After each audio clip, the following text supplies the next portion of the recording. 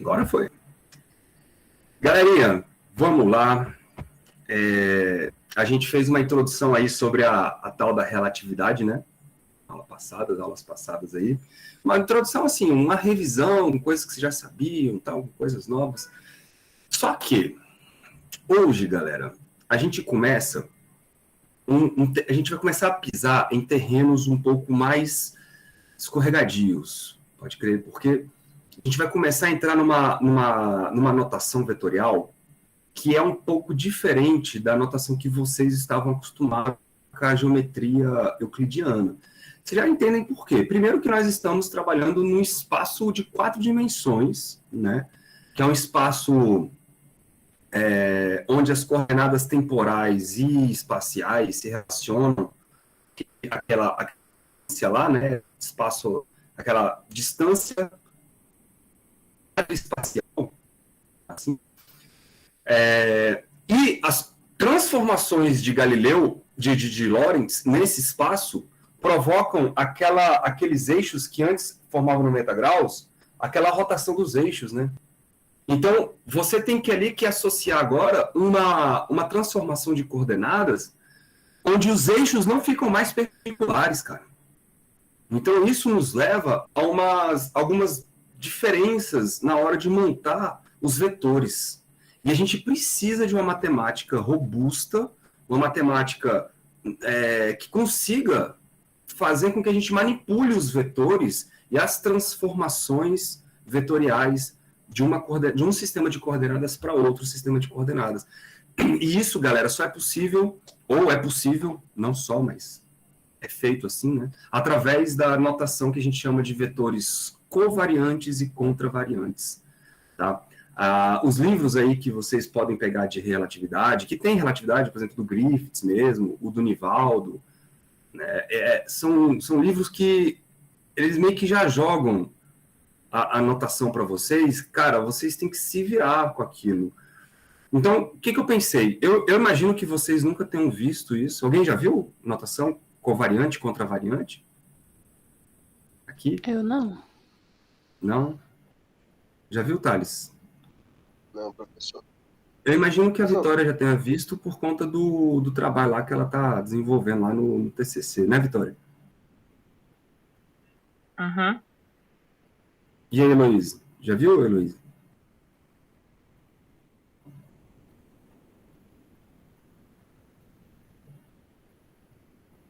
Essa notação, cara, ela vai nos permitir desenvolver uma interpretação um pouco diferente, tá? E vai nos trazer, para quem não está acostumado, dá um pouco certo de trabalho em enxergar algumas coisas.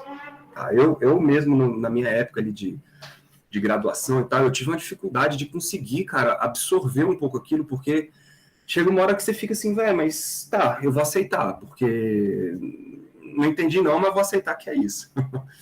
Isso acontece muito, né, na graduação, é normal, é muito normal. Mas qual é a minha ideia? Eu quero desenvolver um pouco a matemática disso hoje com vocês, tá?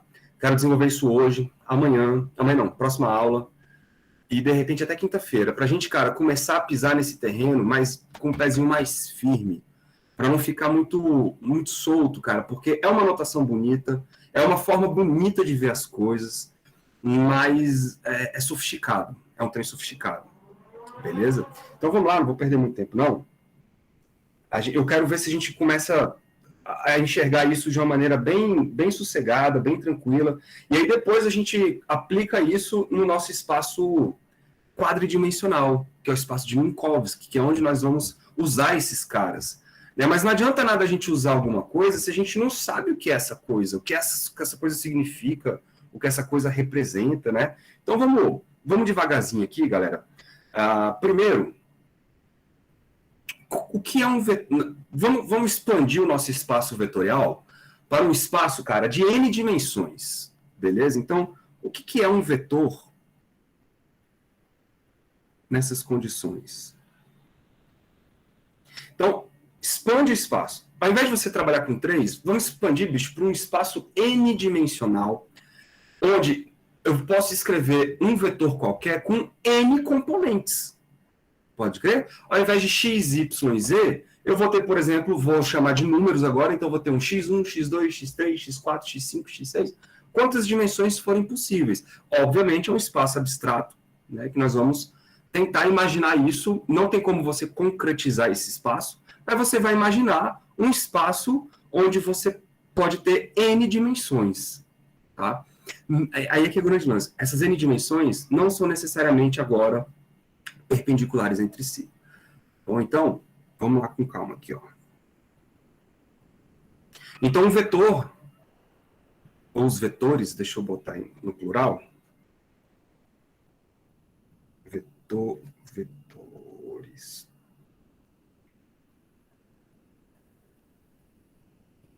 Eles são representados, então,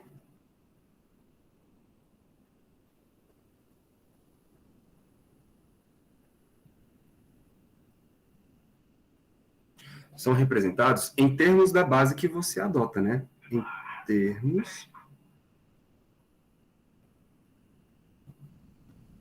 da base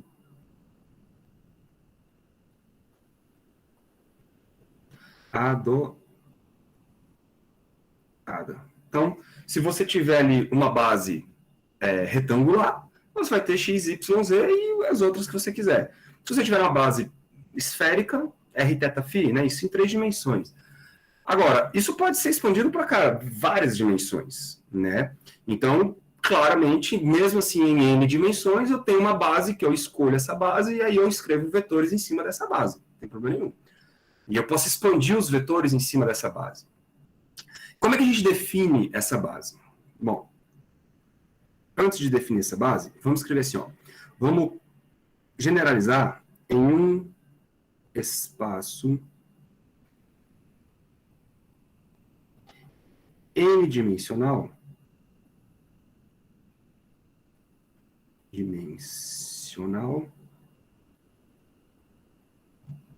um espaço n-dimensional, as coordenadas de um ponto P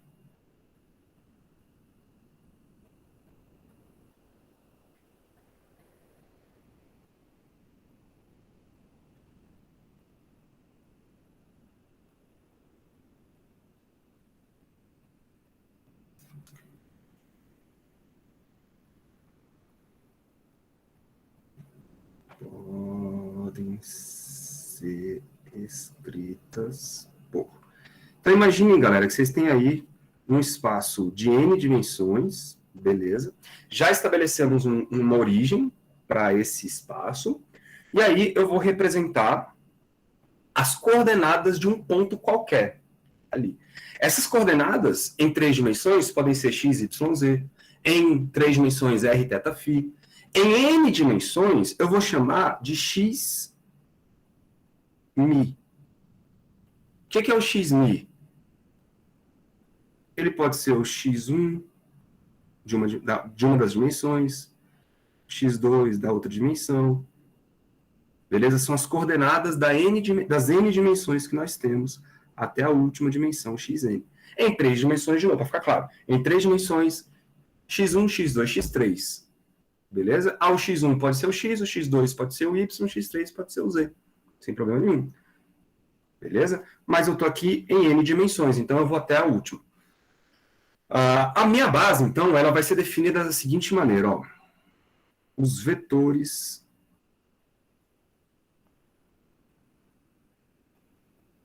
da base. Essa base, galera, nós vamos chamar de base natural.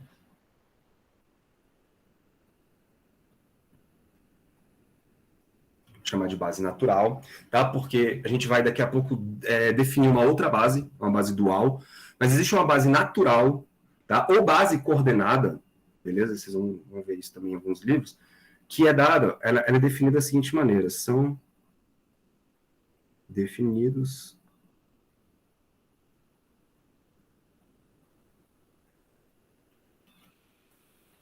por. Bom, então eu vou representar aqui um vetorzinho de base, um ezinho, beleza? De índice mi, porque ele vai representar a base ou é 1, ou é 2, ou é 3, assim por diante. Tá? E aí eu posso representar um vetor de base para cada ponto, tá, galera? Num ponto P, naquele ponto P, eu posso ter os vetores de base apontados para um lado. Em outro ponto, eu posso ter os vetores de base apontados para o outro lado. Isso acontece muito, por exemplo, em coordenadas polares, né? Em coordenadas polares, os vetores de base, quem são os vetores de base? É o vetor R e o vetor θ. Né? O R chapéu e o θ chapéu. Esses caras mudam de direção à medida que o sistema se movimenta. Lembra disso?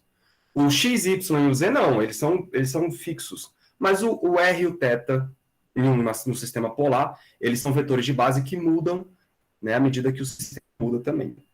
Então, a gente tem esses caras como sendo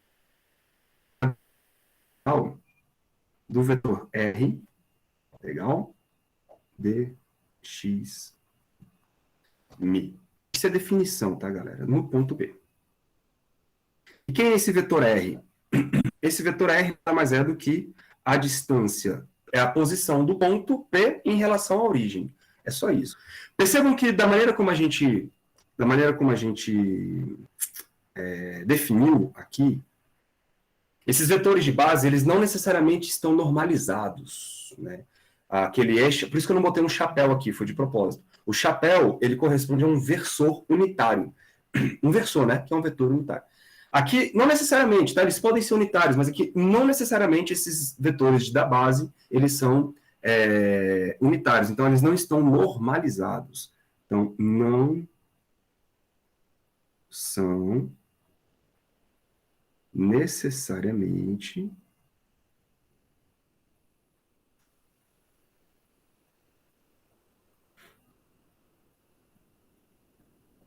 normalizados.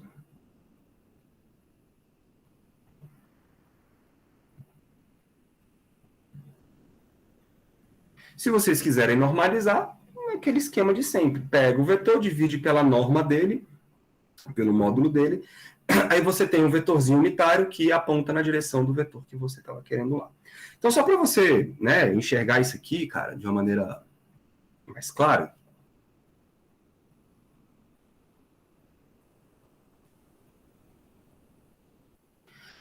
imaginem isso em coordenadas polares. Então,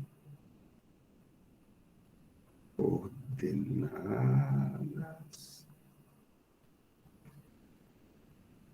Só para a gente ter um caso concreto aqui, polares. Vou colocar dois eixos, só para a gente se orientar. Aqui uma setinha. Deixa eu dar uma afinada nela.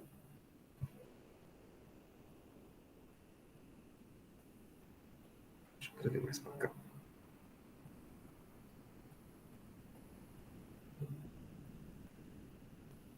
Duplication.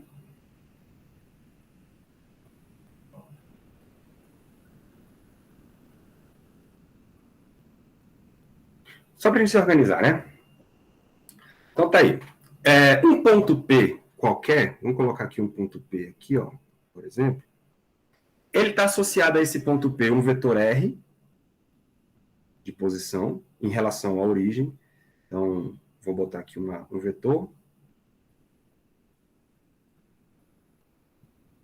R.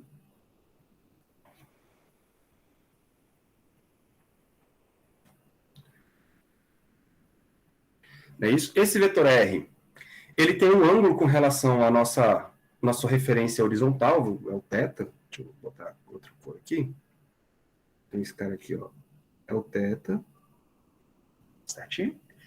E aí, galera, esse vetor P, ele então, em coordenadas polares, eu posso escrever ele em termos da base das coordenadas polares. Nesse caso, quem vai ser? Eu tenho duas dimensões, né? Nesse caso, então, quem seria, por exemplo, o x1 e o x2? Ora, o x1 pode ser o R e o x2 pode ser o θ, sem problema nenhum. X1 é o R, x2 é o θ. E quem é a nossa base? Ora, a nossa base é definida com essa derivada que está em cima. A base errou, deixa eu colocar assim, ó. Vamos chamar de R, não, vamos chamar de ρ, né? Para a gente não confundir o R com o ρ aqui. Então, vou chamar de x1 o ρ, por exemplo. Então, quem seria o vetor da base, por exemplo, e ρ, que é o E1, né? Ele vai ser o dr, dρ, no ponto P. E quem é esse cara? Ora, ele é tangente à linha do R, né? A tangente à variação do R. É isso que essa derivada está dizendo. Então, eu vou poder associar aqui, ó, de verdinho, galera, uma base R, que é tangente à variação, à linha da variação do R. Então, eu vou colocar aqui um vetor de base. Cadê você? Alterar estilo, dar uma diminuída aqui. No ponto P, eu vou poder, então, atribuir, olha lá, tangente ao vetor R, certo? E esse cara aqui vai ser o meu E ρ. Ou seja, é o vetor da base ρ. É ele. Quem seria o outro vetor de base? Seria o Eθ.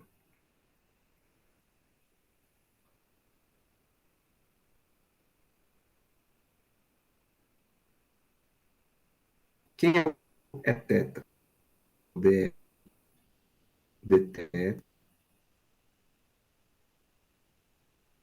Legal? E o eta, como ele varia? Ele varia no sentido, a gente define isso, né, no sentido anti-horário, começa acelerado no eixo x e rola aumentando o valor a partir do eixo x no sentido anti-horário.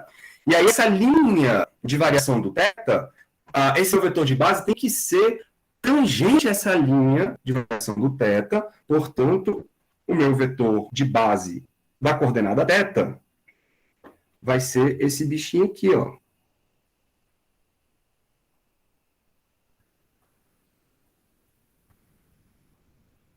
Que é o nosso Eθ. Tudo bem, galera? Só para vocês verem como a definição ela faz sentido, tá? Só para vocês verem como essa definição ela faz sentido, e vocês já sabem disso há muito tempo atrás. Aqui, claramente, esses dois são perpendiculares. Né? Aqui, esses dois são perpendiculares. Mas isso não quer dizer que serão sempre perpendiculares. Depende das coordenadas que você vai acabar usando aí no seu sistema.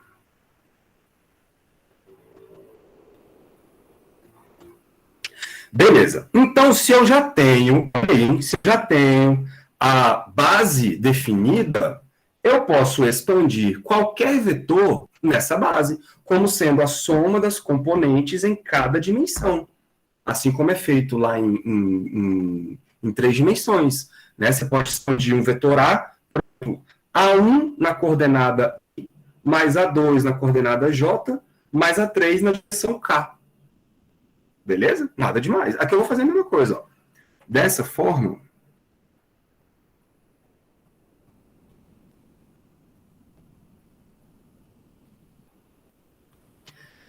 podemos escrever um vetor arbitrário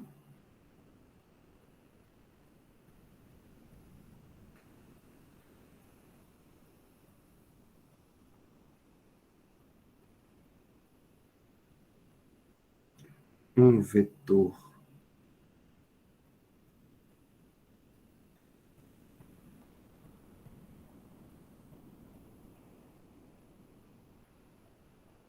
vetor arbitrário, vou chamar de vetor A, beleza? Em termos da base natural.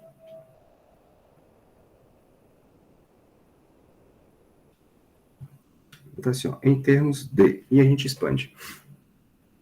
Então, esse vetor A, ele vai ser, galera, A1 na direção é 1, mais A2 na direção é 2, mais A3 na direção é 3, assim por diante. Então, isso aqui vai ser uma soma de um índice μ, pode crer, da componente AμI, A1, A2, A3, A4, na direção μ.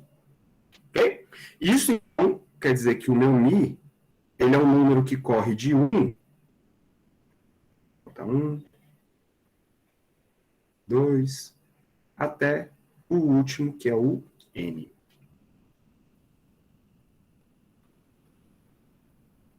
Legal? Eu vou começar, eu vou escrevendo tudo e eu vou começar a dar alguns spoilers para você e começar a se tocar lá na frente quando eu falar disso lá na frente. Percebam que essa soma, galera, está aparecendo uma soma em μ, certo? E aqui apareceu um índice Mi e aqui um índice Mi. Beleza? Parece besta o que eu estou falando, mas jazinho vocês vão entender por que eu estou querendo chamar atenção para isso. Essas componentes AMI com índice em cima,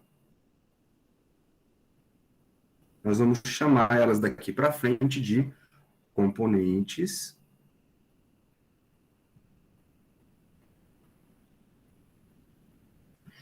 contravariantes.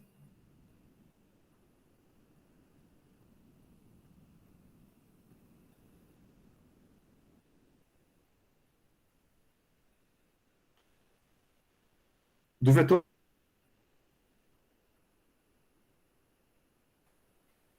são as componentes contravariantes do vetor A. Beleza. Só que nós podemos ter outra base. Essa outra base, ela é chamada de base dual de vetores. Tá bom? Ela tem que satisfazer uma relação aí de uma espécie de ortogonalidade entre essas bases. Tá bom? E aí a gente vai definir isso assim, ó. Podemos definir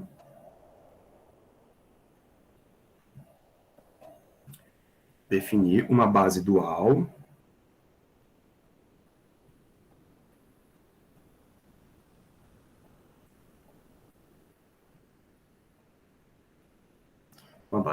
de vetores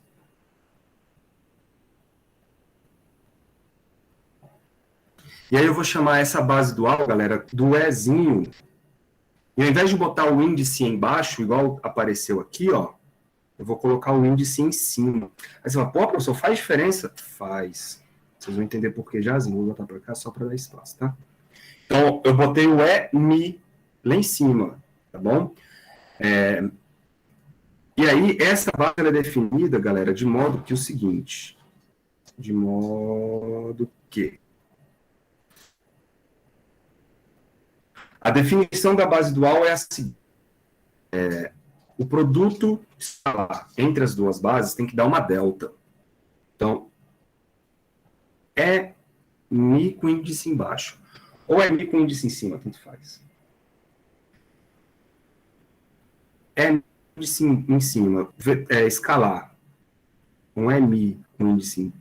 Vou botar uma segunda letra aqui, ó. Uma letra Mi, beleza? Mi e Mi. Mi é outra letra grega. Isso tem que ser igual a uma delta. E aí a delta vai seguir o padrão do seguinte. Vocês estão vendo que o Mi está em cima e o Ni está embaixo? Então, eu vou botar Mi, Mi. Tá bom?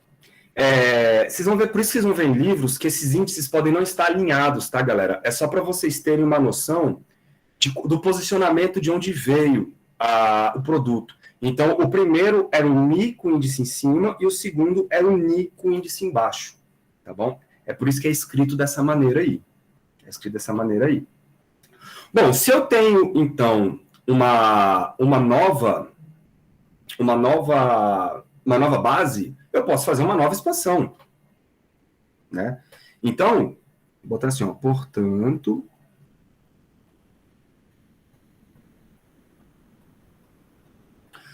podemos fazer a expansão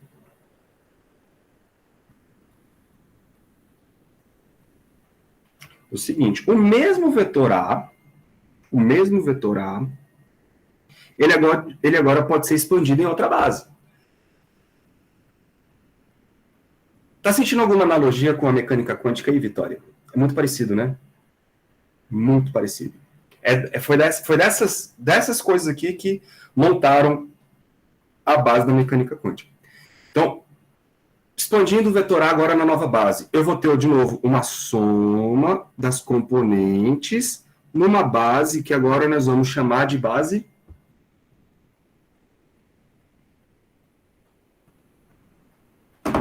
vou chamar de uma base Mi com índice em cima. Só que, velho, eu estou expandindo agora o mesmo vetor em outra base.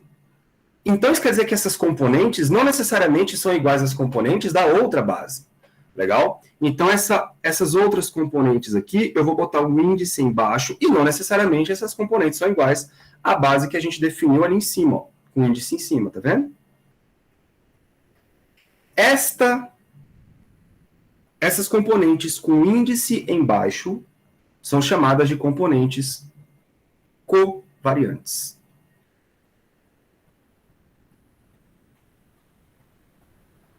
Componentes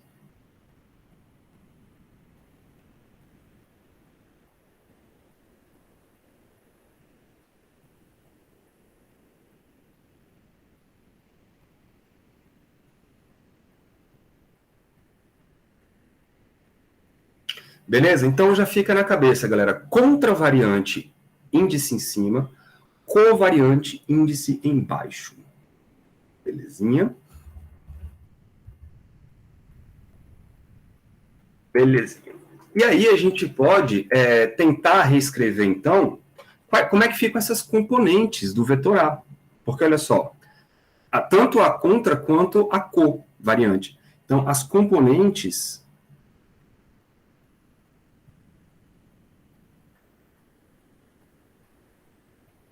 Jazinho, eu vou fazer uma interpretação, tá? Geométrica com isso.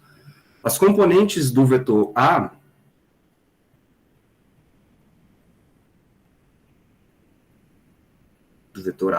são dadas por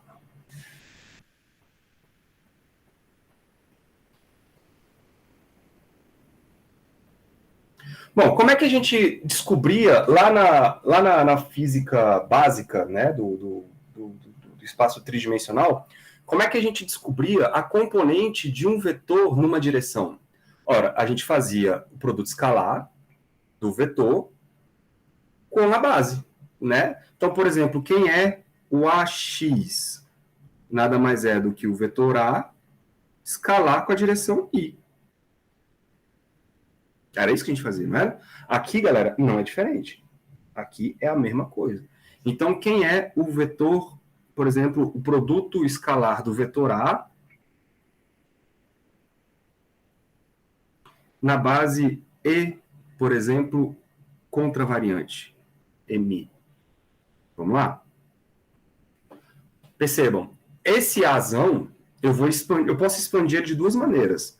Ou assim, ou assim. Tanto faz. Os dois estão igualmente corretos. Só que um é numa base e outro em outra base. Né? Eu vou expandir na base, na primeira base que a gente viu ali, ó, na base covariante, com E com Mi embaixo. Aí as componentes são contra, mas a base é co. Beleza? Então vai ficar assim, ó, uma soma, legal. Para a gente pegar outra letra que não seja o Mi, que está aqui, ó, eu vou escolher agora uma letra Mi, certo? A, Mi, na base Mi. Beleza? E isso está com escalar base Mi. Tá assim, ó. Entenderam o que eu fiz, né? Eu só substituí a definição do A, a expansão do A, então multiplicando pelo Mi. Legal. Isso vai ter que dar, então, galera, uma soma em Mi de quem? Ó, esse produto escalar Mi é a delta. Então, vocês já sabem quem é esse cara. A gente já definiu isso assim, né? Então, esse aqui vai dar uma delta de quem? De Mi. Pode crer? E quando eu faço a soma dessa delta, eu mato todos os índices, né? Eu estou fazendo um filtro. E eu fico apenas com os índices Mi, por exemplo. Eu matei a soma. Então, o que eu estou dizendo é o seguinte, cara. Ó, o produto escalar A com a base contravariante, isso, na verdade, nada mais é do que as componentes contravariante. E faz muito sentido, né? Quem é o A1? Ora, o A1 é o produto escalar do vetor A vezes a base A1. E quem é o A2? Pronto. Então, as componentes contravariantes do vetor A são calculadas assim. Vou chamar isso aqui de equação 1. É a mesma coisa lá do cálculo vetorial que vocês conhecem. É a mesma coisa, só que agora isso aqui está expandido generalizado para várias dimensões. Vamos fazer a mesma coisa com a base covariante? eu já sei, então, que o produto escalar do vetor A na base covariante, isso tem que dar a componente covariante. Mas vamos fazer a conta, né? Ó. No lugar do A, eu vou botar a expansão dele, né? Só que aí agora, ao invés de usar essa expansão com as componentes ANI em cima, eu vou usar com ANI embaixo. E aqui é trocado, né? Professor, Vezes. Diga. por que o senhor troca o Ni, tipo, no somatório o senhor botou Ni em vez do Mi? Porque a gente definiu assim lá em cima para poder ter uma relação entre as duas. Para a matemática se fechar, tá, Thales? Tá, A gente define assim beleza. para a matemática se fechar. E aí você vai ver qual é a interpretação física disso, já, a interpretação geométrica disso. Sim, tô aguardando. Beleza. Eu vou botar claro em duas dimensões, só para facilitar a nossa visualização. Beleza. Mas até que tudo bem, né? Sim. O senhor pegou um vetor e multiplicou pela base dele, aí deu a direção dele. Aí o senhor falou, né, agorinha, que eu tenho esse meu vetor base, ele pode ter dois sentidos, né? Diferente dos comuns. Isso. A base pode ter duas direções. Aí é a base natural, que a gente chama de natural, e a base dual. Ah. Então é natural que a gente veio sempre trabalhando no início do curso, né? Calma, vamos chegar lá, vamos chegar lá. Na interpretação geométrica, tu vai ver o que significa isso. Beleza. Vamos lá, vamos lá. Beleza. Então, de novo, apareceu o produto escalar das bases, né? Isso vai gerar minha delta. Então, preciso repetir isso, né? Isso aqui é igual. É a soma em mi de a mi vezes um delta. Olha aí agora, o mi apareceu em cima em primeiro e o mi apareceu embaixo e depois. A gente coloca assim. Tá bom? É claro que são iguais, tá, galera? São iguais. Isso aí é tudo tipo 0 ou 1. Não muda. É só a forma de escrever que isso pode te ajudar a remeter de onde veio a historinha. Só isso. Só isso. É tipo um mapa. Beleza? Então, fazendo a soma, eu encontro que meu A escalar básico, isso vai dar as componentes covariante. Que não necessariamente são iguais às componentes contravariantes. Não necessariamente. Podem ser? Podem ser. Por exemplo, agora sim, vamos fazer a interpretação desse negócio.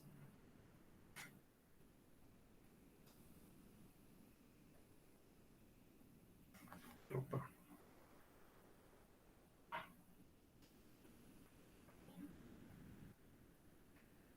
Então, interpretation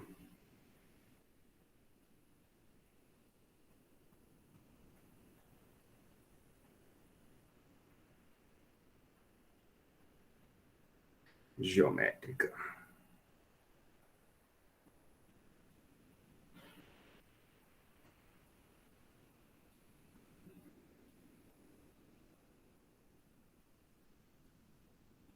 Beleza. Vou botar duas direções aqui, ó.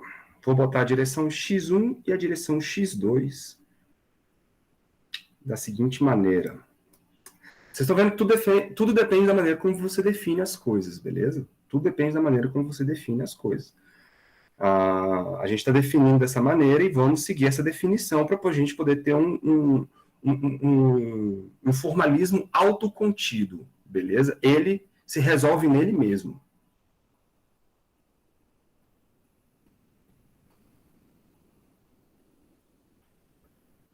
Então, ó, vou botar aqui uma direção x1, uma direção, por exemplo, horizontal, né? Eu vou até botar grande aqui, cara, para ficar legal de enxergar. E vou colocar uma direção x2, e aí é que é o grande barato da coisa. Eu não vou botar essa direção x2 perpendicular. Vou colocar essa direção aleatória. Então, x1, x2. Esses são os meus dois espaços, tá? Então, essa aqui é a interpretação geométrica em 2D. Em 2D, duas dimensões. Vamos pegar um vetor A. Vou pegar um vetor A. aqui da origem. Aqui, por exemplo, pode ser aqui, pode ser aqui. Esse aqui é o meu vetor A. Pode crer? Quem são os vetores da base? A base natural, galera, estão aqui, ó. A base natural, a gente definiu eles da seguinte maneira. Cadê? Formas. Certo. Vou botar de roxo a base natural. A base natural é a derivada, né? Deixa eu deixar mais.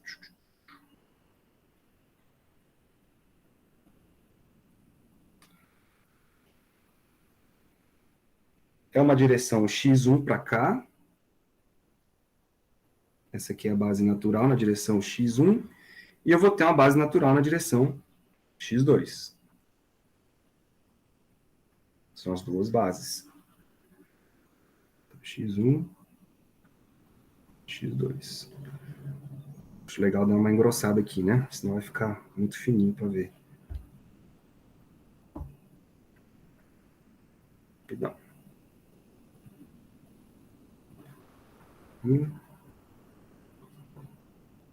Esse outro aqui. 3. Pronto. Beleza. Então, ó, vou chamar esse cara aqui de base E1, que foi o que a gente definiu lá atrás. Beleza? E esse cara aqui, ó, é a base E2.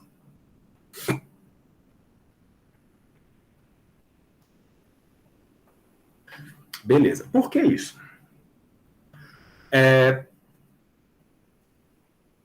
Porque quando a gente pegar esse vetor A e projetar nos dois eixos, galera, eu vou ver as componentes. Mas eu posso projetar de duas maneiras. Aí é que vem as duas bases.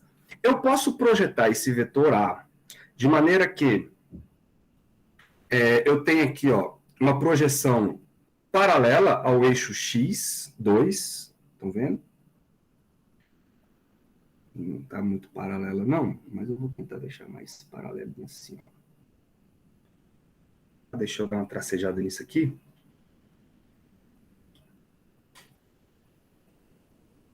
Ó, projetei o vetor A na direção x1, que é uma projeção paralela com o eixo x2. Projeção. Da mesma maneira, eu posso projetar esse vetor A lá no eixo x2, mas essa projeção, ela vai ser uma projeção paralela ao outro eixo, estão vendo?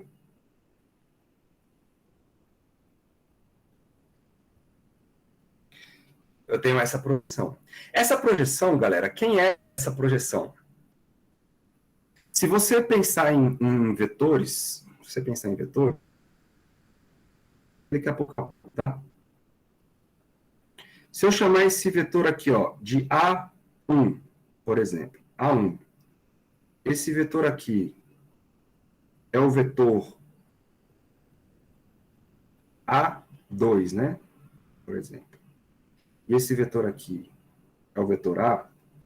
Vocês concordam comigo que o vetor A ele vai ser definido como sendo A1 na direção E1, né? Aí eu estou botando o índice lá em cima. A1 na direção E1 mais A2 na direção E2.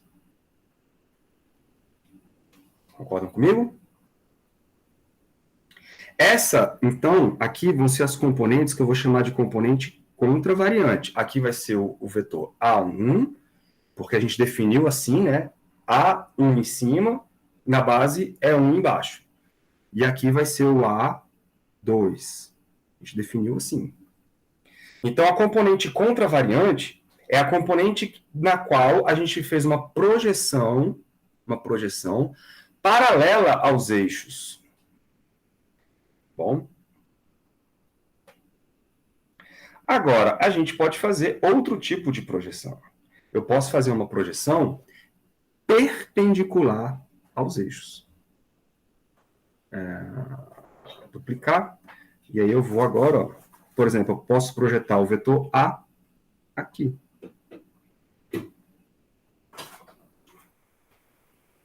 Olha que coisa, bicho.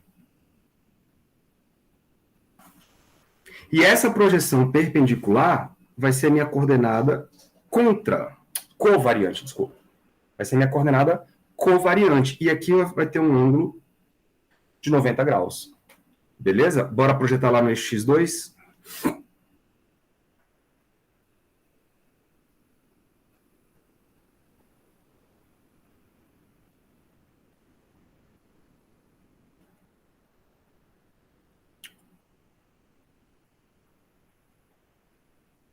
Aqui vai ter a minha coordenada A2.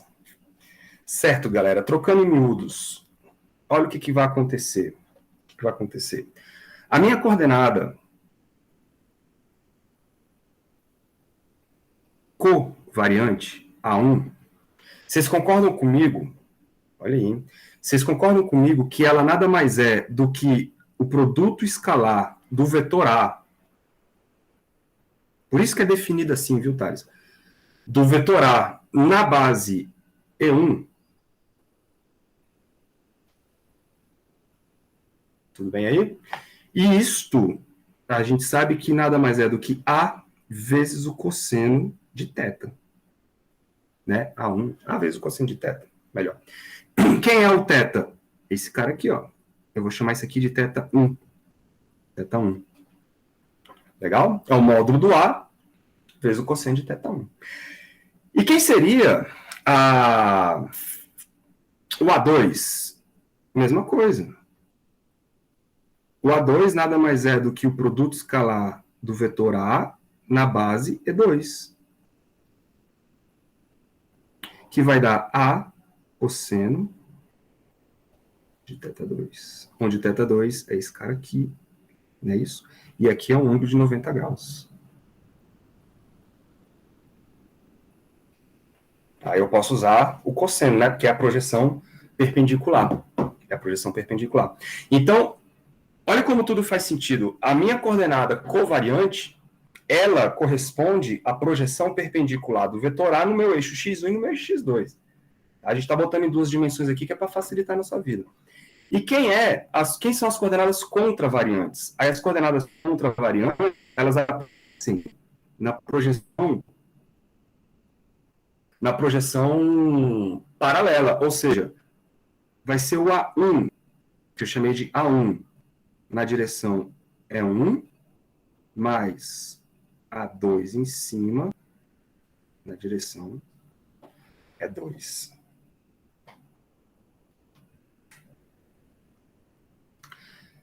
Certo, galera? E agora vocês conseguem compreender por que isso não é usado lá no sistema euclidiano, cara. No plano cartesiano, por que a gente não usa contravariante e covariante? Me digam, vocês conseguem me responder por quê?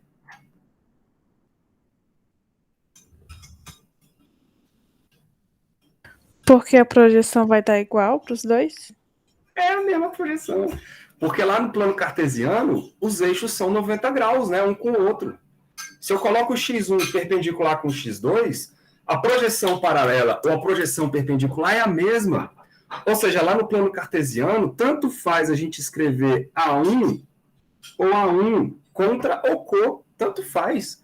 Aqui não. Aqui o A1 é diferente, o A1 covariante é diferente do A1 contravariante. Tá vendo como as coisas vão se fechando, galera? O plano cartesiano ele é um plano muito simples de trabalhar. Né? Aí você fala, pô, professor, por que diabos a gente vai trabalhar com um sistema de coordenadas que não é perpendicular? Alguém tem a resposta? Por que a gente vai trabalhar com um sistema de coordenadas assim? Eu não sei não, quero saber também. Por causa lá do espaço de Minkowski lá, né? Exatamente. Mas, Vocês lembram que lá no espaço de Minkowski, a gente, quando fez a transformada de... Aqui era o eixo, por exemplo, CT e aqui o X, né? Quando a gente fez a transformada de Lorentz para um outro referencial, o eixo CT' ficou aqui e o eixo X' ficou aqui. Ou seja, isso aqui, galera, é um outro sistema de coordenadas, CT' e X'. E eles se relacionam com o outro. E aí vocês viram que a coisa ficou assim, ó, a projeção que a gente fez lá era uma projeção assim? Ou seja, era uma projeção contravariante.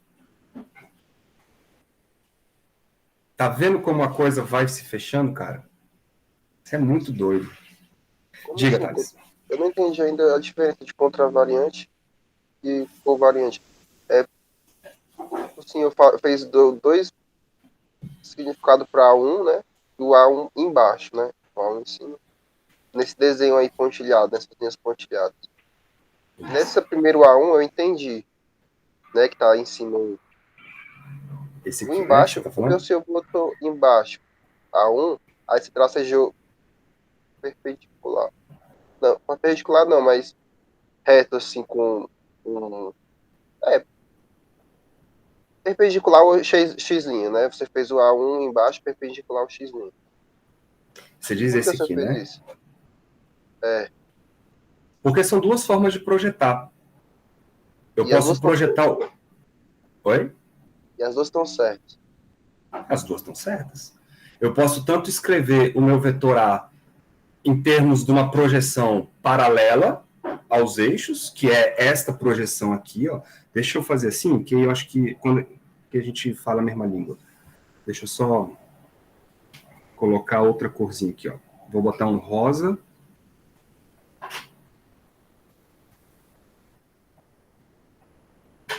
Para essa projeção, só para a gente falar a mesma língua, tá? Vou botar um verde para esta projeção aqui.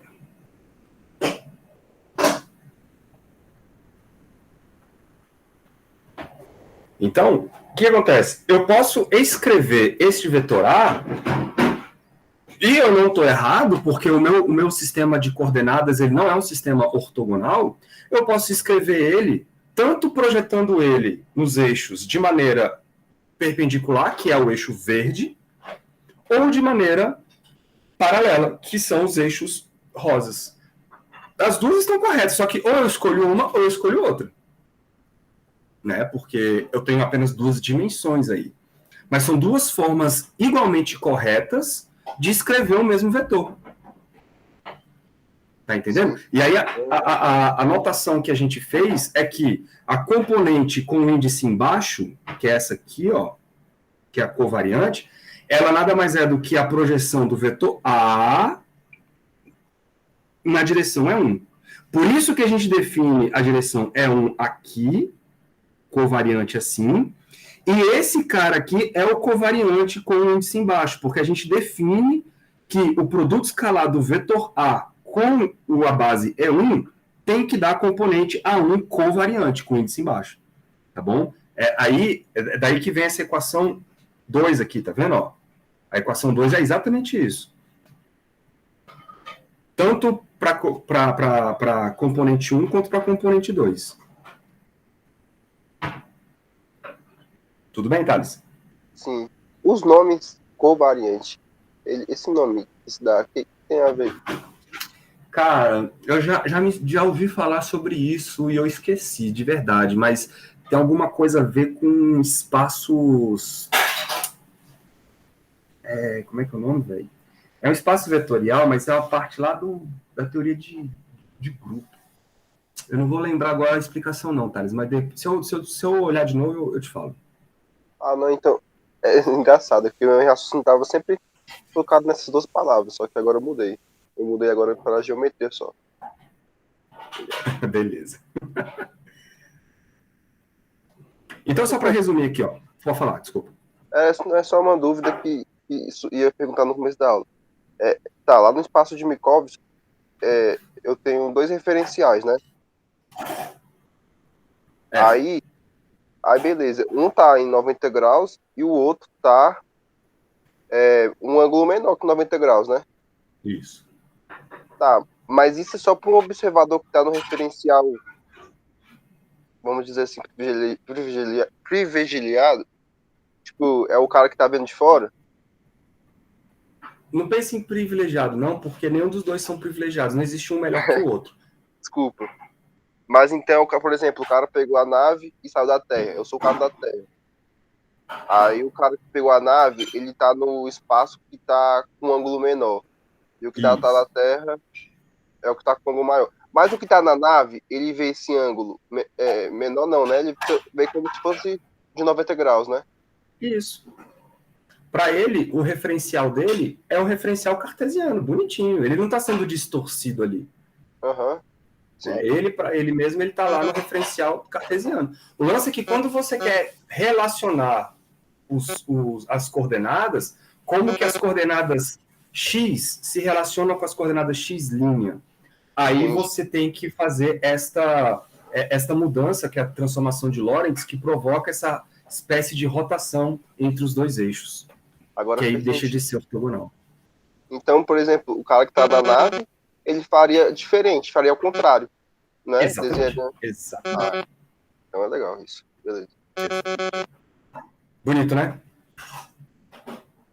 Demais. Eu imagino que isso aqui é muito novo, né, cara, para vocês, assim, essa historinha toda. Com certeza. Por isso que eu quero ir bem do comecinho, que é para vocês não se sentirem muito sem chão. Porque, cara, isso aqui dá trabalho. Lá na frente isso aqui vai dar trabalho. Então tá. Então, A1 e A2 com índice embaixo, nós vamos chamar de componentes.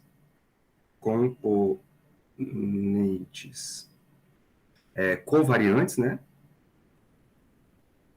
Covariantes.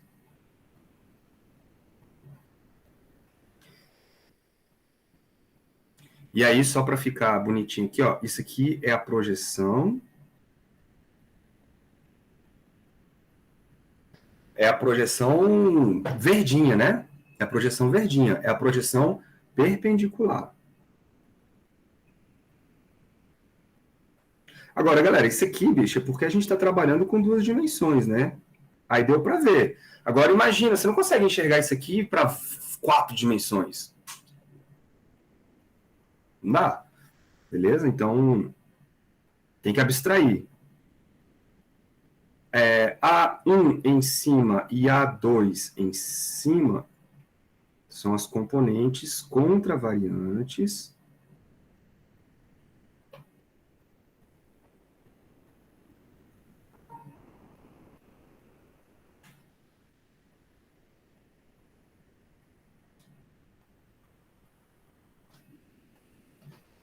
E aí vocês viram que elas nasceram de uma projeção paralela. Então os pernilongos me pegando aqui. Projeção paralela.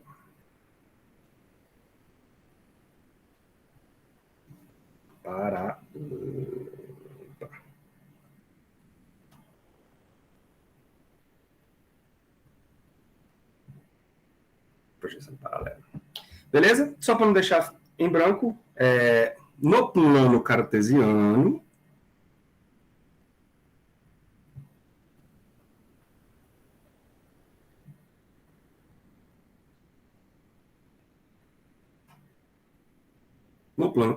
o que acontecia? A1 contra era igual a componente A1 co. E aí, por isso que a gente não ficava fazendo essas distinções, né? Porque a gente está trabalhando em 90 graus. A2 co. Deixa eu botar na mesma ordem. Igual a A2 embaixo. Legal, galera. Então, todo aquele cálculo vetorial que vocês conhecem do plano cartesiano vai ser usado aqui. Só que aqui é um pouco mais geral, né? Porque o plano cartesiano, ele é um caso particular de uma dimensão de 3 dimensões e com eixos ortogonais. Legal? Então vamos sempre, a gente vai sempre usar um pouco do paralelo com A, porque é onde a gente tem o nosso pensamento concreto, e trazer para cá. Né? Então agora imaginem, você tem um espaço n-dimensional, galera. N-dimensional. Como é que você calcula a distância entre dois pontos? Né? Entre, por exemplo, você tem lá um vetor A, você tem aqui, por exemplo, um vetor A, ou um ponto P, e um ponto Q, por exemplo. Um ponto P e um ponto Q. Vamos supor que o ponto P ele tenha uma coordenada x1, x2, até o xn, legal? E o ponto P, que ele está afastado por apenas um infinitesimal. Ele está afastado por um x1 mais dx1, x2 mais dx2, até um xn mais dxn, tá? São as n dimensões aí. Essa distância entre os dois, eu vou chamar de um vetor ds. Bom, esse vetor ds representa a distância n-dimensional entre os dois pontos P e Q. E como é que a gente, então, representa isso matematicamente? Vamos lá. E aí a gente vai ter que pegar as ideias lá do cálculo, tá? Para a gente poder fazer a generalização perfeita. Então, a distância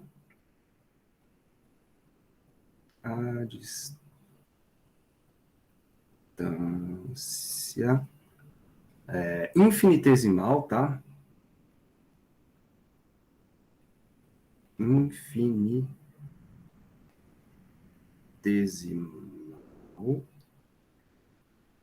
entre dois pontos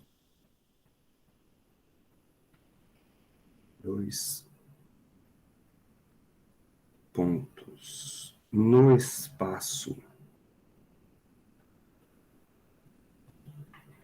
E aqui agora é um espaço n-dimensional.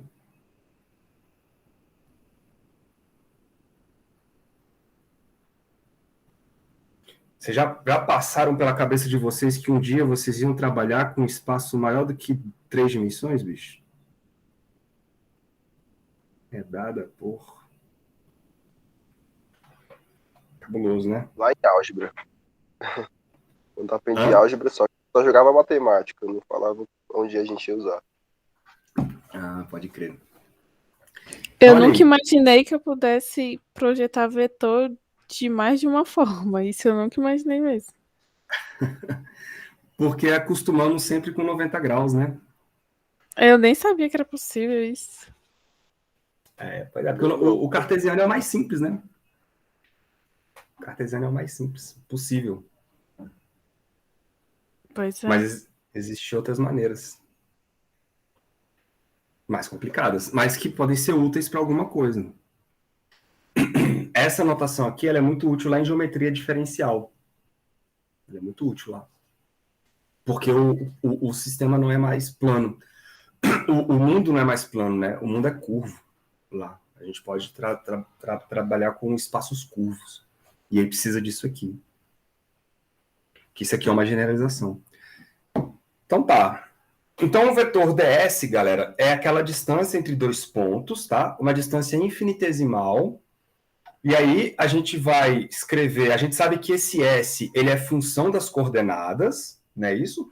E se eu pego então um diferencial do S, eu tenho que aplicar a regra da cadeia para cada, por exemplo, deixa eu escrever como se fosse em 3 dimensões, né?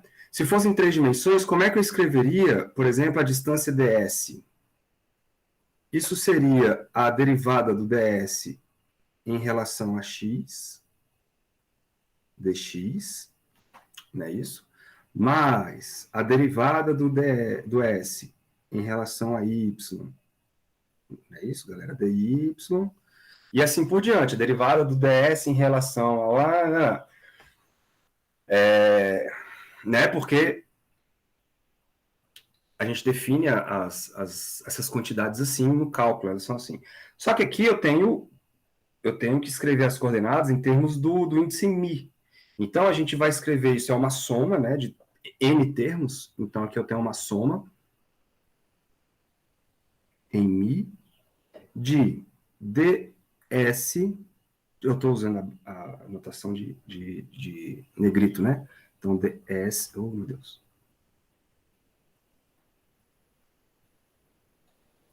ds dx μ, legal, que é a coordenada que você está querendo, dx, né? dx μ. Era aquilo que estava escrito ali embaixo. Era aquilo que estava escrito ali embaixo.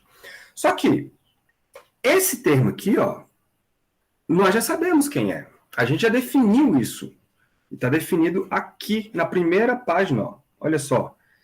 A derivada do vetor em relação à coordenada, isto é a base. Legal? Então, esse cara aqui corresponde à base e mi. Isso foi definido assim. Então, o meu ds agora vai ser escrito como sendo uma soma em mi. Eu vou só inverter a ordem, tá? Porque isso aqui são números, não tem problema. Só para deixar assim, ó, dx mi na base natural. Na base natural. Beleza? Bom, e aí quem seria, por exemplo, né? Essa aí é uma distância quadridimensional. Ou n-dimensional. N-dimensional. Quem seria, por exemplo, o produto escalar dessa distância com ela mesma? Ou seja, essa distância quadrática, né? Se eu escrever ds escalar com ele mesmo, a gente sabe que isso aqui vai dar um escalar, né? Um número ds quadrado. Ds quadrado. E vamos fazer essa conta. Quem é, então, ds quadrado? Isso aqui vai ser o produto de ds, que então é uma soma em mi de dx mi e mi. Legal? Escalar com ele mesmo. Então, agora eu vou trocar a soma, porque esses índices não necessariamente são iguais, né?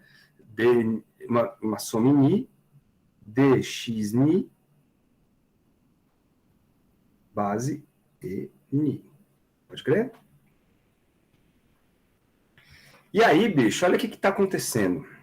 Eu tenho o produto de dx mi, dx ni. Vamos aqui para frente, ó.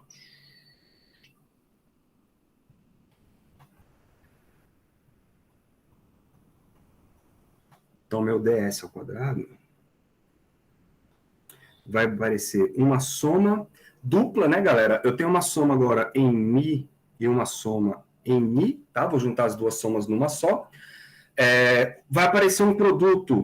Eu vou só alterar a ordem, porque eles, a não ser dessas bases, né, porque são vetores, eu não posso alterar a ordem desses caras, não.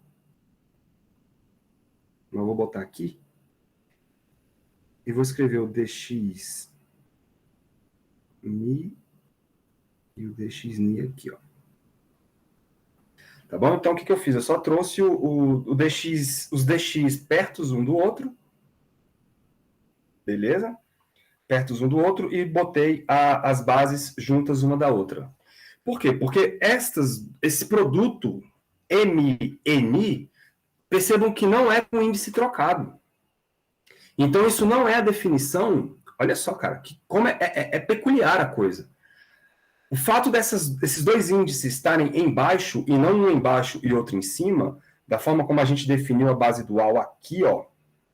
Olha só, cara, essa definição aqui, a gente colocou uma base em cima, um índice em cima e um índice embaixo. Então, esse aqui é um produto escalar de um vetor contra com um vetor covariante. Aqui não. Aqui é o produto de dois vetores covariantes. Isso aqui nós vamos dar um outro nome. Eu vou chamar isso aqui de G mi ni. Tá bom? E esse cara é extremamente importante para a gente. Deixa eu só reescrever. Isso aqui vai ficar assim, ó. ds ao quadrado vai ser igual, então, a uma soma mi e ni de g mi dx mi dx mi. Tá vendo aí? E esse Gemini que surgiu,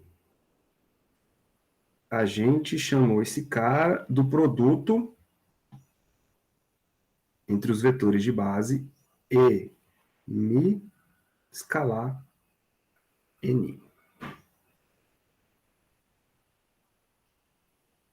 Galera, o nome disso é tensor métrico.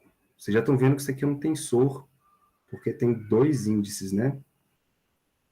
É ele que dá a métrica do seu espaço. É ele que dá a métrica do seu espaço. Por quê? Porque, percebam, como é que é a métrica do espaço cartesiano? Como é que eu calculo a distância entre 2 pontos? Não é dx² mais dy² mais dz²? Não é essa a métrica da distância entre 2 pontos no plano cartesiano? Então, você pode falar que, se você olhar para esta equação aqui, ó, que está escrita aqui em cima, para o plano cartesiano, a gente está escrevendo isso como sendo uma espécie de uma matriz 1, 1, 1, né? Matriz de identidade, né? Vezes a matriz, por exemplo, o vetor, né, dx, sei lá, dy, dz.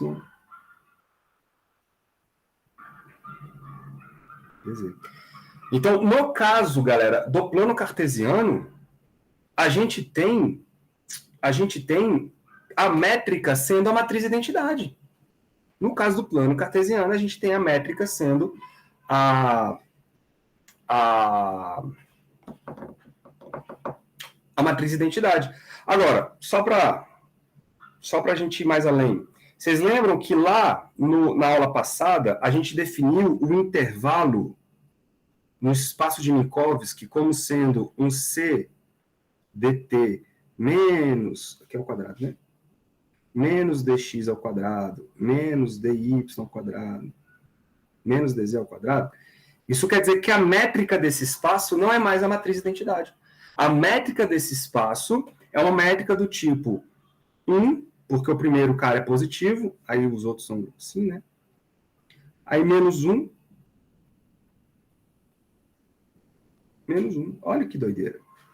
Então, esse Gemini, ele é muito importante porque ele define como que se dá a métrica no espaço que você está trabalhando. Por isso que ele é chamado de tensor métrico. Se você estivesse trabalhando com um plano, tipo num sistema de coordenadas esféricos, por exemplo, essa métrica ela vai ter que te dar a distância entre 2 pontos, que é a distância curva.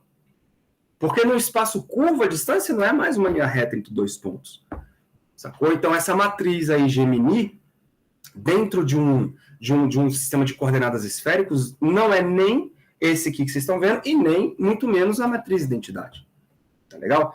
Então, esse cara aí, ele é muito, muito importante, porque ele define a métrica do espaço que você está usando. Ou seja, é ele que relaciona as variáveis dentro do seu espaço para produzir as distâncias entre pontos desse espaço. Vamos para frente. Temos coisa que a lidar. Esse cara vai ser importante lá no espaço de Minkowski. Então, como o produto, galera, o produto escalar entre 2 vetores é um número, não é isso? E esse produto, ele é comutativo. Tanto faz eu escrever eni, ou vice-versa. Então, deixa eu escrever isso aqui, ó. Como o produto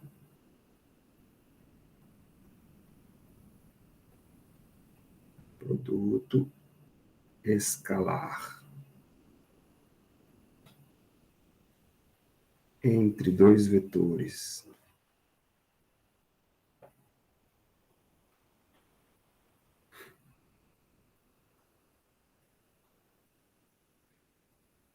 é comutativo.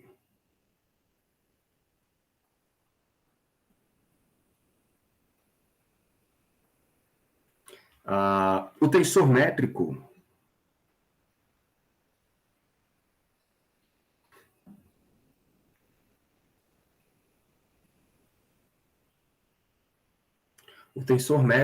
ele a gente chama ele de simétrico. O tensor métrico é simétrico. Pois a ordem não importa. Se a ordem não importa, tanto faz a gente escolher G, mi, ni, quanto G invertido, né? Mi, mi. Beleza? Esse é um tensor métrico. A troca dos índices não muda o valor da componente dentro do elemento dentro da matriz. Tá certo? Bom, aí a gente pode usar isso aqui para brincar, cara. Olha só. Vamos brincar um pouquinho com isso? Assim, usando a equação... Vamos pegar a equação 2 primeiro? Vamos.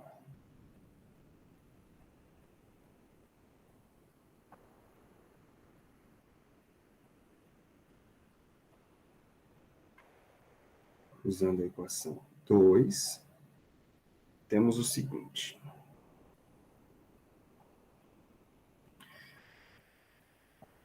Olha a equação 2 aqui. Eu tenho esta coisa aqui, eu vou repetir lá para a gente poder... Vou botar aqui de volta. Ó. Lá estava escrito que a mi era igual à projeção do vetor A na base covariante. Era estava escrito lá. Né? Mas eu posso expandir o A da maneira que eu quiser. Então, olha que legal. Se eu expandir o A, isso aqui é o A mi covariante. Se eu expandir aquele A, né, numa soma do tipo ani, ni, e aí aqui estava multiplicado por e, mi, né? Olha quem apareceu aí. Apareceu o nosso Gemini, que a gente acabou de definir.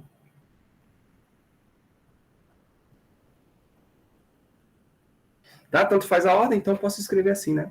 Posso escrever assim. Ou seja, o A mi é igual a uma soma em mi de Gemini, vou botar o Gemini para cá, ele é um número, né? Ele não é um vetor, né?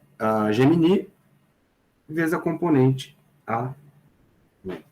Galera, essa equação ela é muito importante. Por quê? Ela tá... Esse aqui não é um vetor, né, cara? Isso aqui é uma componente A. Então não tem negrito. A, pá. Mi. Olha o tanto que essa equação é importante. Ela está te relacionando como que a componente covariante de um vetor se relaciona com a componente contravariante do mesmo vetor. Percebam que lá no caso cartesiano, eles são iguais. Por quê? Porque esse Gemini aí é uma matriz identidade. Ou seja, você pode representar por uma delta, né? Uma delta aí de mini. E aí você vai ter a soma reduzindo as duas componentes sendo as mesmas coisas. Né? Porque a matriz identidade é aquela matriz onde a diagonal principal ela é tudo 1 e o resto é 0. Agora, isso não necessariamente é verdade. No espaço de Minkowski, isso não é verdade. Então, a componente covariante é diferente da componente contravariante em outros espaços. E aí, isso é uma relação entre você ter o índice embaixo ou um índice em cima. Isso quer dizer, galerinha, que se você tiver com o seu vetor com índice, por exemplo, em cima, assim, se você vier do lado esquerdo dele e aplicar essa operação de soma em i, Gemini, isso faz o quê? Abaixa o índice. Legal? Aí eu tenho que trocar aqui a letra, né? Isso abaixa o índice. Então, esta operação que vocês estão vendo aí, ela é muito comumente chamada nos livros de operação de abaixamento de índice.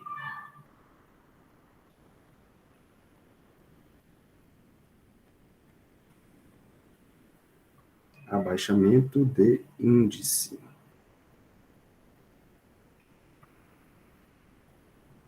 E aí eu vou chamar a atenção de novo para aquilo que eu falei lá no começo da aula. Olha para a soma. A soma está sendo feita em que índice? No índice Ni. no índice Ni. Olha para a equação. Qual é o único índice que se repete? É o índice Mi. Legal? O índice Mi, o Mi, ele não está repetido. Logo, não tem soma em cima dele. Vocês vão ver que isso, galera, vai ser um padrão. Sempre que tiver soma em algum índice, esses índices vão ser repetidos. Tá? Depois que a galera fez um bocado de conta com essas coisas, começaram a ficar com preguiça de escrever o somatório. E aí, então, rolou o que a galera chama de convenção da soma de Einstein, que é você não precisar mais escrever a soma. Se eu escrevo Gemini Ani, está subentendido que isto e isto estão somando, tá? Porque eu tenho índices repetidos. Eu vou chamar a atenção disso para vocês ao longo das aulas, porque em algum momento a gente vai adotar essa convenção para parar de escrever a soma. Mas eu vou ficar escrevendo a soma nesse começo, que é para a gente ir se acostumando com essas somas aí. Porque tem que lembrar que isso são somas de termos, beleza? Mas quem está somando são apenas os índices repetidos. Os que não se repetem, não tem soma. Pode crer? Bom, então, já deu para ver que no plano cartesiano aí, o Gemini, né, a métrica é uma delta. Deu para ver. E no plano cartesiano, esse AMI, né, em cima é igual ao AMI embaixo. Pode crer? Ora, eu posso definir, usando a lógica, eu posso definir o Gemini com os índices em cima, não posso? Ora, posso. Então, curte só. Se eu tenho Gemini com os dois índices embaixo, eu posso ter um Gemini com os dois índices em cima, qual o problema? Nenhum. Né? E aí a gente vai definir assim, ó. Definindo. Opa, definindo.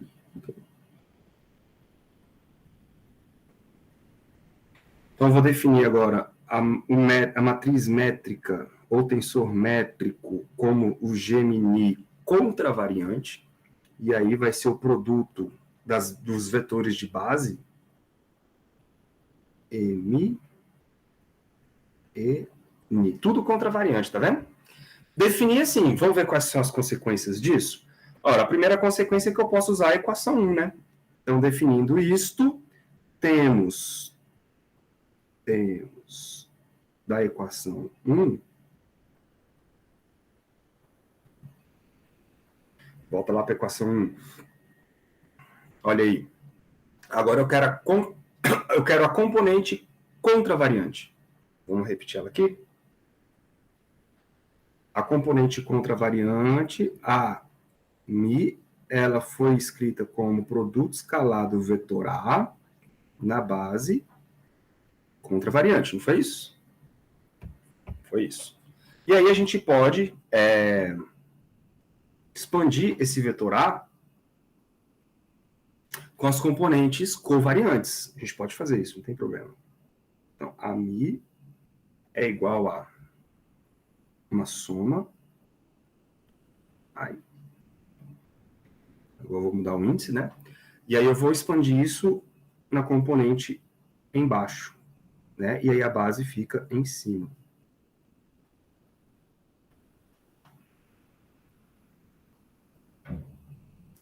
Escalar é Mi. Beleza? Deu para ver que apareceu aí o G de novo, não foi? Pois é. Esse G agora, ele se relaciona assim, ó. A componente contravariante se relaciona com a covariante através de uma equação que nós vamos chamar de equação de levantamento de índice.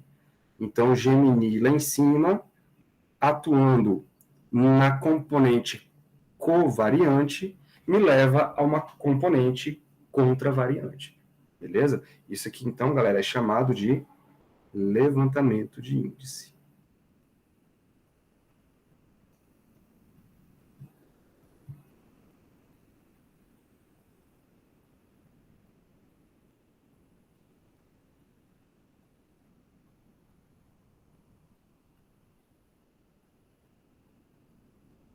Chique, né? Opa.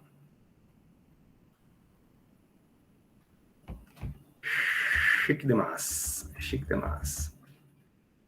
Mas quem seria, por exemplo, vamos fazer assim, ó. E se eu...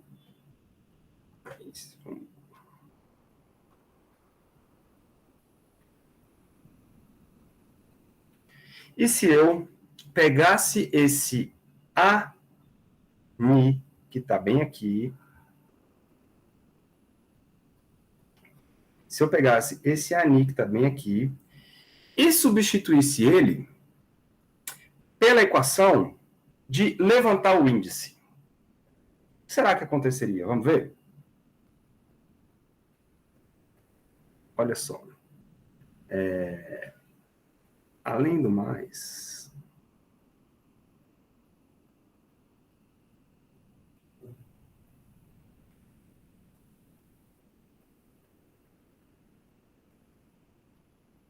Então, o que eu vou fazer? Eu vou pegar a componente contravariante, beleza? Que está dada ali, ó, uma soma em Mi, G, mini em cima, beleza? É o que está escrito aqui embaixo, ó. Vezes o ANI. Mais o ANI, eu vou colocar esta equação, ó. É o ANI com, né? Então, eu vou colocar esse cara aqui, ó. Então, vai ficar assim. Uma soma. Sai daí. Uma soma. Eu não posso colocar a mesma letra da soma, tá, galera? Então, eu vou mudar o índice da soma, eu vou chamar de alfa, uma outra letra grega, porque eu não posso repetir a mesma soma aqui e aqui, né? Porque senão eu perco a... Eu vou acabar sendo redundante. E eu não quero ser redundante. Quero pegar todos os casos possíveis. Então, deixa eu só ajeitar aqui. Vai ficar uma soma em alfa da equação G...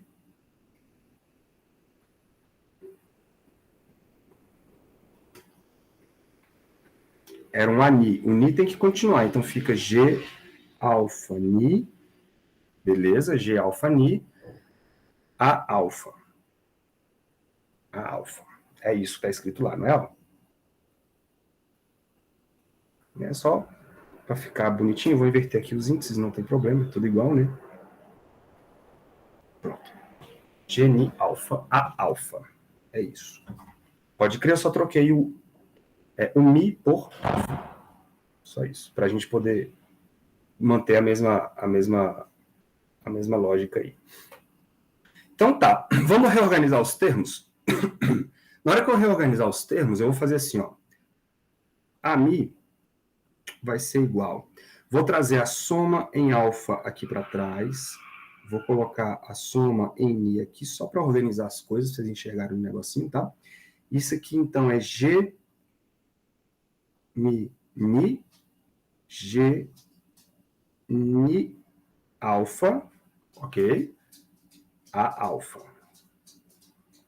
Bicho, então aqui apareceu uma coisa que só faz sentido se for um único sistema. Porque, ó, eu estou igualando um lado, uma componente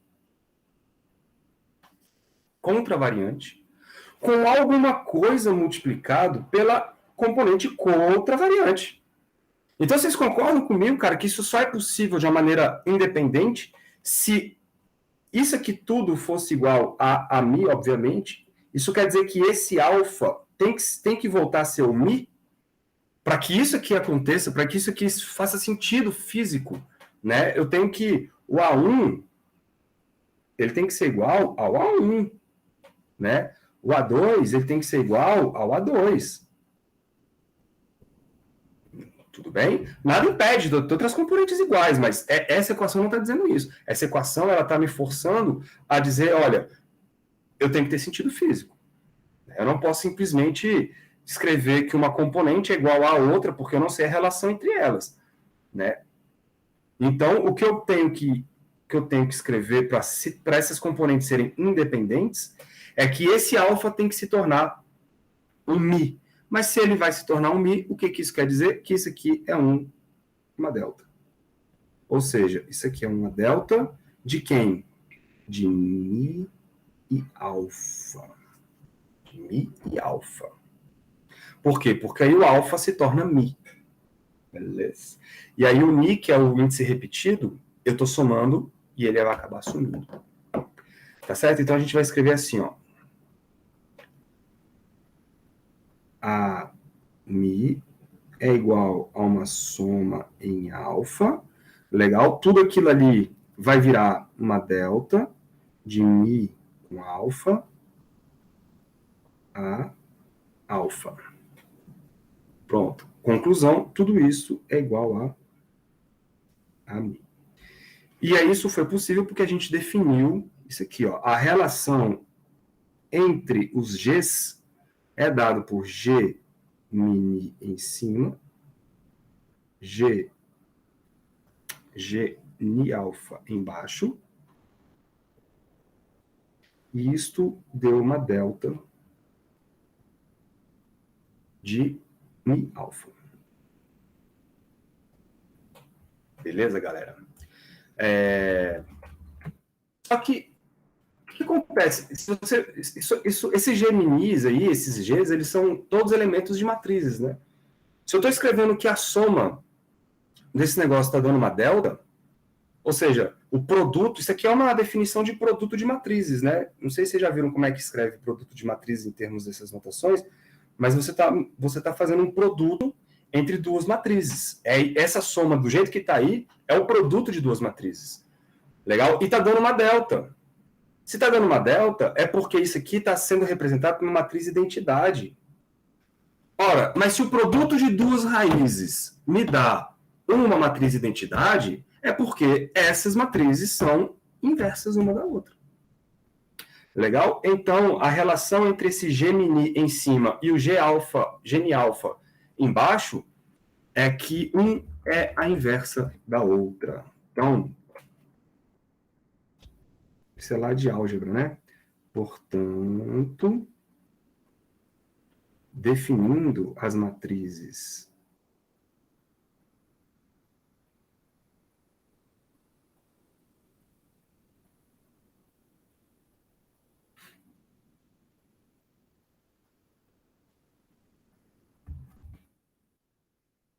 pode ser aqui embaixo mesmo. Então, se eu definir, por exemplo, a matriz Gzão, tá? Vou botar em negrito aqui só para... A matriz Gzão, ela tem elementos, os elementos da matriz Gzão, se eu definir como sendo G mini, né? Ou seja, os elementos da matriz, lá você vai poder, onde o mi é a linha e o mi é a coluna, né? Vamos botar aqui para a gente não se perder.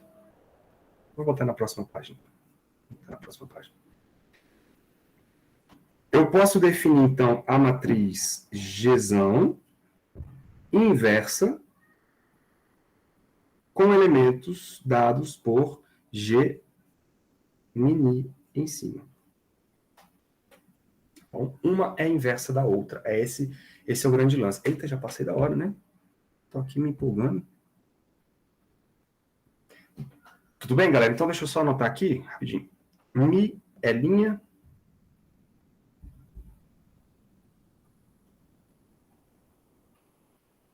E aí, o ni, naquele caso lá, né, é coluna.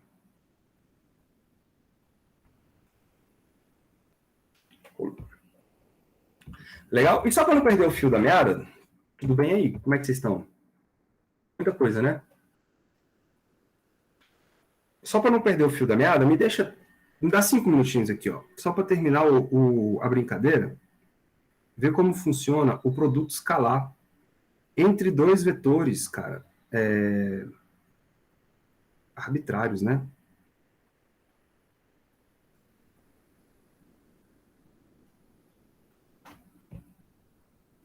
Dois minutinhos, tá, galera? Rapidão. Então, como é que seria o produto escalar entre os vetores, por exemplo, A e B? Eu vou expandir o vetor A e vou expandir o vetor B. E eu vou expandir eles na mesma base, por exemplo, covariante. Vamos lá? Vai ficar uma soma em mi das componentes ANI na direção EMI, legal?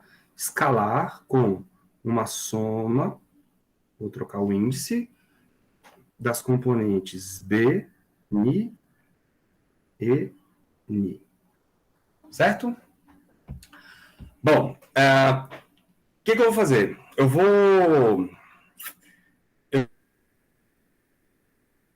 lá para dentro, beleza? Da próxima.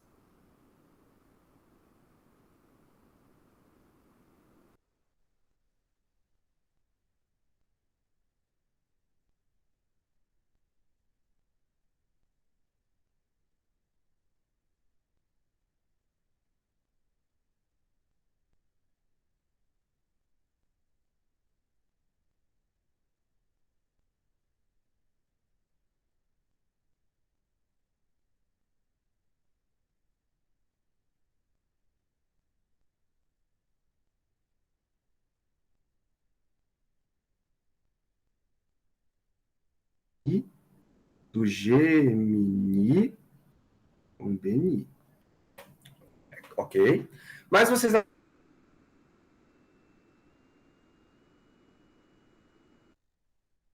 de índice. É exatamente a relação de abaixamento de índice. Ou seja, o produto escalar A com B, ele vai ser uma soma, isso aqui é muito importante, tá?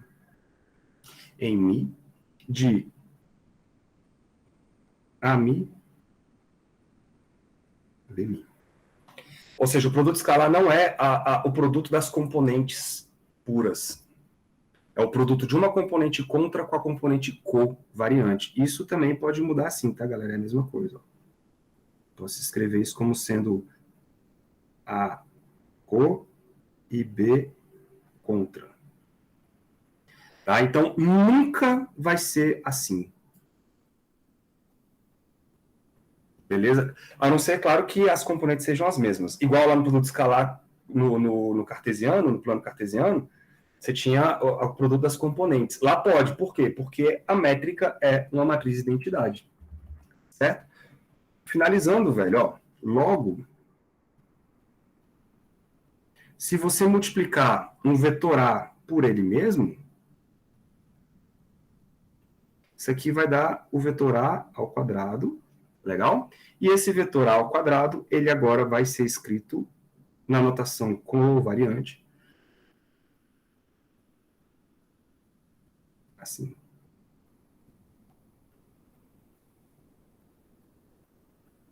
Legal? Isso aí, cara, a gente vai usar demais. A gente vai usar demais. Ou assim, ou trocado. O que não pode é estar com os dois lá em cima, a não ser que a gente trabalhe com um plano cartesiano.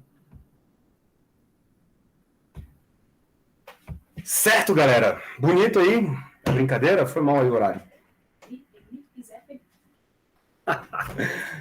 É isso aí. Ami, Emi, como é que é? Zefini. Essa mulher é uma graça. Alguma dúvida aí, galera? Ou todas? Ficou muito nebuloso? Eu posso fazer depois que se eu parar a gravação. Tá, então deixa eu parar a gravação.